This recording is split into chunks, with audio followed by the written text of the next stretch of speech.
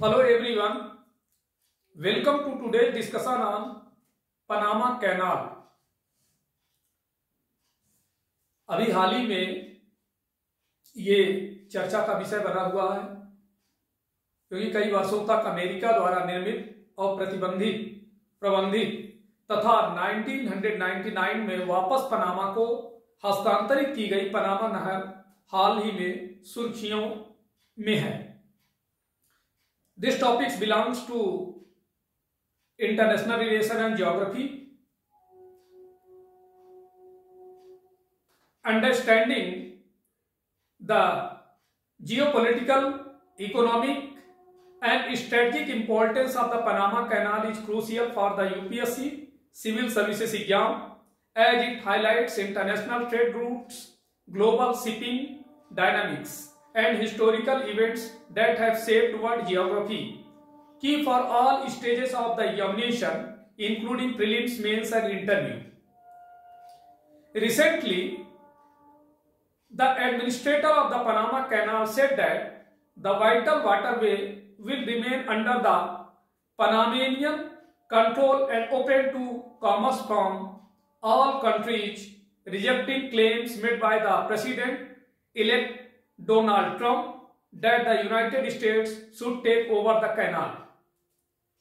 अर्थात हाल ही में पनामा नहर के प्रशासक ने कहा कि यह महत्वपूर्ण जलमार्ग पनामा के नियंत्रण में रहेगा तथा सभी देशों के लिए वाणिज्य के लिए खुला रहेगा। उन्होंने नवनिर्वाचित राष्ट्रपति डोनाल्ड ट्रंप के इस दावे को खारिज कर दिया कि यूएसए को नहर का नियंत्रण अपने हाथों में ले लेना चाहिए। In an interview with the Associated Press, Ricardo Vasquez rejected Donald Trump's claim that China was controlling the operations of the canal. He stated that making exceptions to the current rules governing its operation would result in chaos. अर्थात associated press के साथ एक interview में record Vazquez ने Donald Trump के इस दावे को खारिज कर दिया कि चीन नहर के संचालन को नियंत्रित कर रहा है। उन्होंने ये कहा कि इसके संचालन को नियंत्रित करने वाले मौजूदा नियमों में अपवाद बनाने से अराजकता पैदा होगी। Earlier President-elect Donald Trump has referred to the fees for transiting the Panama Canal, which connects the Atlantic and Pacific Oceans, as ridiculous. He has even suggested that the US should reclaim control of the canal and has not ruled out the possibility of using military force to achieve this. अर्थात इससे पहले राष्ट्रपति Donald Trump ने Atlantic और Pacific ocean को जोड़ने वाली Panama नहर से गुजरने के लिए लगने वाले शुल्क को हास्यास्पद बताया था। उन्होंने यहां तक सुझाव दिया था कि अमेरिका को नहर पर नियंत्रण वापस ले लेना चाहिए और उन्होंने ऐसा करने के लिए मिलिट्री फोर्स का उपयोग करने की संभावना से भी इनकार नहीं किया था। Completed in 1914, the Panama Canal is one of the two most strategically important artificial waterways in the world, alongside the Suez Canal for ships traveling between the east and west coast of the United States. The canal reduces the journey by 8,000 nautical miles, avoiding the dangerous passage around Cape Horn. अर्थात 1940 में बनकर तैयार हुई Panama नहर Suez नहर के साथ साथ दुनिया के दो सबसे स्ट्रेटेजिक रूप से महत्वपूर्ण आर्टिफिशियल वाटरवेज में से एक है। यूएसए के पूर्वी और पश्चिमी तटों के बीच यात्रा करने वाले जहाजों के लिए यह नहर केप हॉर्न के आसपास के खतरनाक मार्ग से बचते हुए यात्रा को 8,000 समुद्री मील कम कर देती है। यही इस कैनाल का इंपॉर्टेंस है। The Panama canal is more than just a channel of water that links to larger bodies. It is a complex, highly engineered system that incorporates locks and elevators to transport ships from one end of the other. This design is necessary because the two oceans connected by the canal are not at the same elevation, with the Pacific Ocean being slightly higher than the Atlantic. अर्थात Panama नहर सिर्फ पानी का एक channel नहीं है जो दो बड़े सिस्टम को जोड़ता है। यह एक जटिल अत्यधिक इंजीनियर प्रणाली है जिसमें जहाजों को एक छोर से दूसरे छोर तक ले जाने के लिए लॉक्स एंड एलिवेटर शामिल हैं। यह डिजाइन इसलिए आवश्यक है क्योंकि कैनाल से जुड़े दो महासागर एक ही ऊंचाई पर नहीं हैं। पैसिफिक ओशन अटलांटिक ओशन से थोड़ा ऊंचा है। The Panama canal needs massive amounts of the fresh water to facilitate the passage of ships using this system of locks. Most of this water is supplied from the lake Gatun using the force of gravity, means no pumps are needed. अर्थात कहने का मतलब यह कि Panama canal को locks की इस system का उपयोग करके जहाजों के मार्ग को सुविधाजनक बनाने के लिए भारी मात्रा में ताजे पानी की आवश्यकता होती है। इस पानी का अधिकांश भाग ग्रेविटेशनल फोर्स का उपयोग करके गैटून झील से आपूर्ति किया जाता है, अर्थात यहां पर पंप की आवश्यकता नहीं होती है। अब आप ये जाने कि आखिर पनामा पोर्ट का इतिहास क्या है। What is the history of port of Panama? The port of Panama plays a vital role as an international hub for the global movement of goods. In the 16th and 17th century, the primary export included silver, slaves, and textiles. Today, the focus has shifted to oil, vehicles, and industrial products. Central to this trade connectivity is the Panama Canal, which connects the Atlantic and Pacific Oceans through the narrow isthmus of Panama. अर्थात Panama बंदरगाह वैश्विक माल की आवाजाही के लिए एक international centre के रूप में महत्वपूर्ण भूमिका निभाता है। 16वीं और 17वीं शताब्दी में प्राथमिक निर्यात में चांदी, दास और वस्त्र शामिल थे। आज फोकस ऑयल, व्हीकल, वाहन और इंडस्ट्रियल प्रोडक्ट्स पर हो गया है। इस व्यापार संपर्क का केंद्र पनामा नहर है जो पनामा को संकीर्ण इस्थमुस के माध्यम से अटलांटिक और प्रशांत महासागरों को जोड़ती है। The Panama rail road built by the USA in the 1850s paved the way for the Panama Canal, but it was the French attempt at building a canal in the 1880s that first disrupted Panama's close ties to its port. अर्थात 1850 के दशक में United state America द्वारा निर्मित Panama rail मार्ग ने Panama canal का मार्ग प्रशस्त किया, लेकिन 1880 के दशक में कैनाल बनाने का फ्रांस का प्रयास ही था जिसने फर्स्ट टाइम पनामा के अपने बंदरगाह के साथ घनिष्ठ संबंधों को बाधित किया। Early in the 20th century, US President Theodore Roosevelt made canal construction a priority.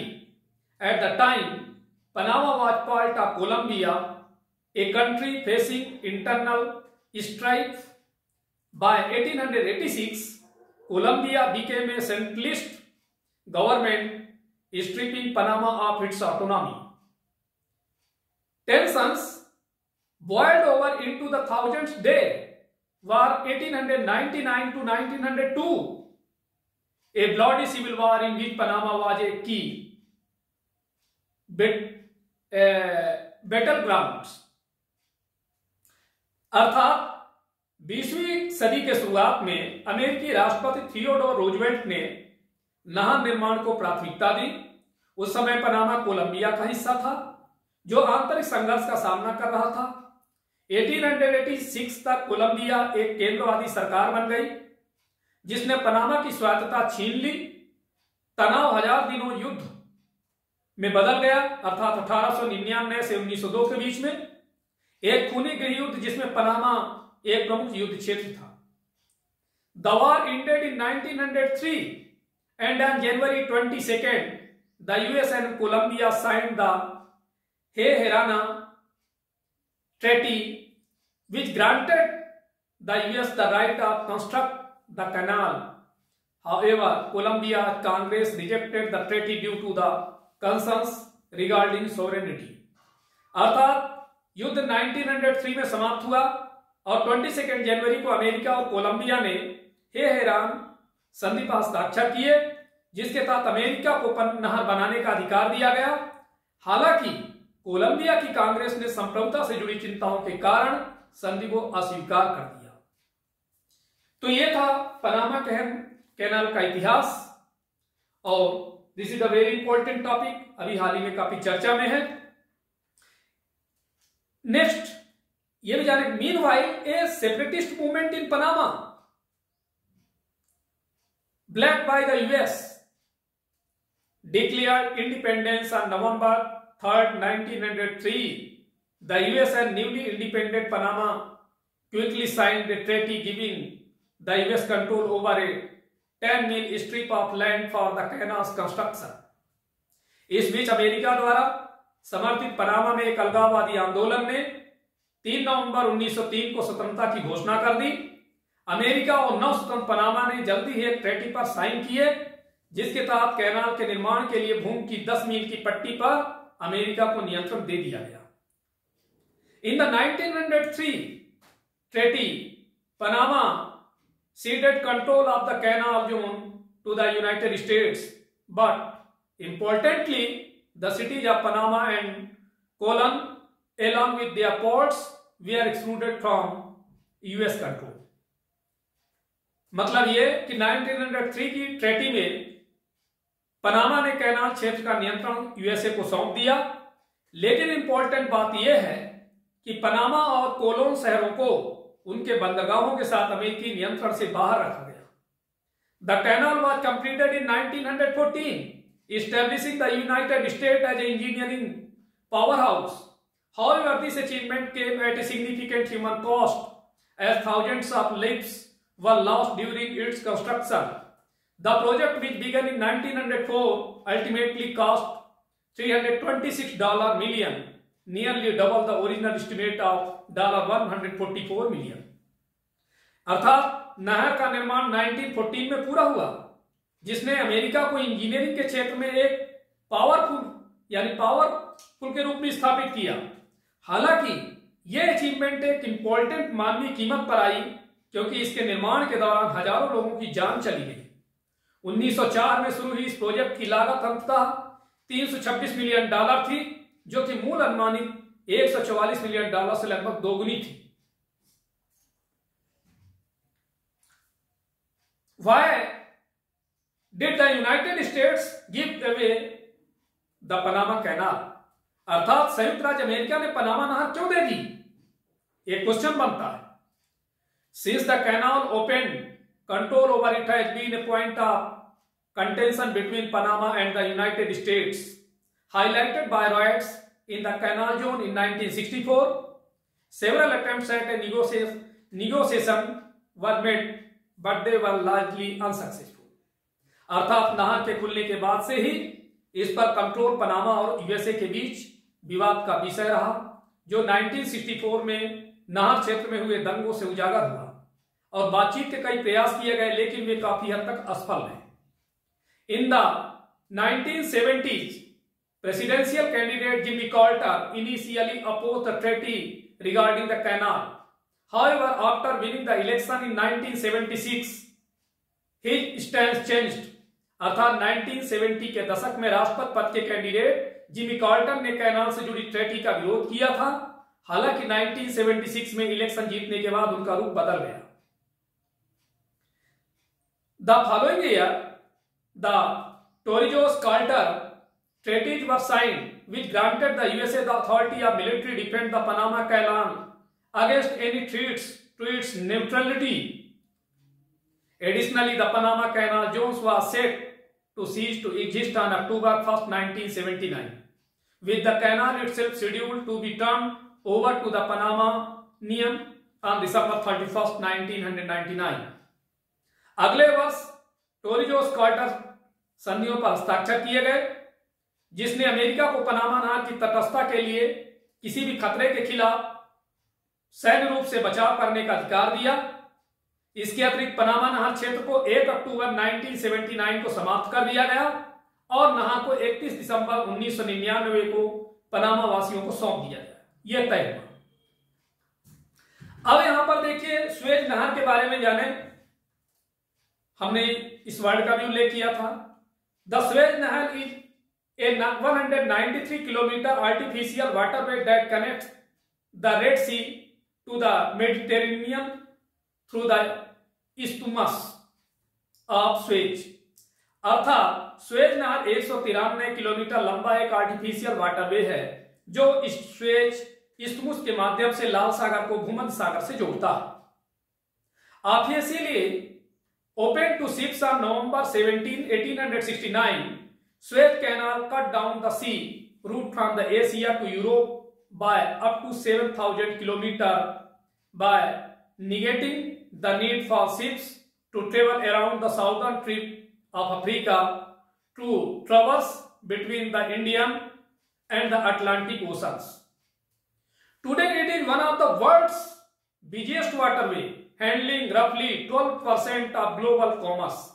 अर्थात 17 नवंबर 1869 को ऑफिशियली तौर पर जहाजों के लिए खोली गई सुएज नहर ने एशिया से यूरोप तक के समुद्री मार्ग को 7,000 किलोमीटर तक कम कर दिया, क्योंकि इससे जहाजों को भारतीय और अटलांटिक महासागरों के बीच यात्रा करने के लिए अफ्रीका के दक्षिणी सिरे से यात्रा करने की आवश्यकता नहीं रही।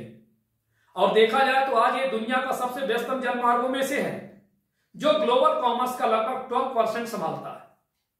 The canal also has its issue such as the 193 kilometre long, 205 meter wide and 24 meter deep Suez Canal is the world's biggest shipping bottleneck. Despite being widened and deepened over the years, it remains perennially congested with long quays at either end. In March 2021, the mammoth cargo ship ever given got stuck in the canal, blocking passage for more than a week. अर्थात नहर की अपनी कुछ समस्याएं भी हैं, जैसे 193 kilometre लंबी, 205 मीटर चौड़ी और 24 मीटर गहरी सुएज नहर दुनिया की सबसे बड़ी शिपिंग बाधा है। पिछले कुछ सालों में इसे चौड़ा और गहरा किए जाने के बावजूद ये हमेशा भीड़ भाड़ वाली बनी रहती है, जिसके दोनों छोर पर लंबी कतारें लगी रहती हैं। मार्च 2021 में विशाल मालवाहक जहाज एवर गिवन नहर में फंस गया, जिससे एक सप्ताह से अधिक समय तक मार्ग अवरुद्ध रहा।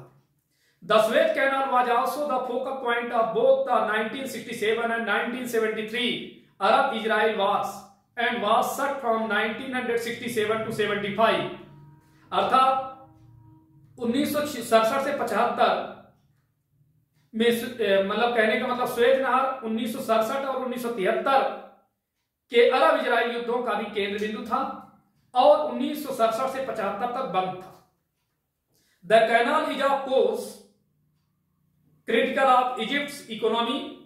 It collects all the toll revenue generated in addition to the benefits it brings to its local economy.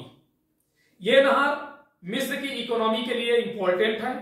यह स्थानीय अर्थव्यवस्था को होने वाले लाभों के अलावा उत्पन्न होने वाले सभी टोल राजस्व को भी एकत्र करती है।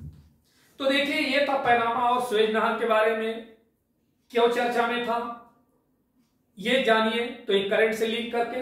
और इसीलिए अभी जो आगामी जो परीक्षाएं हैं उनमें इससे संबंधित क्वेश्चंस पूछे जा सकते हैं, अतः इसे गंभीरता से स्टडी करें। तो आज इतना ही, धन्यवाद।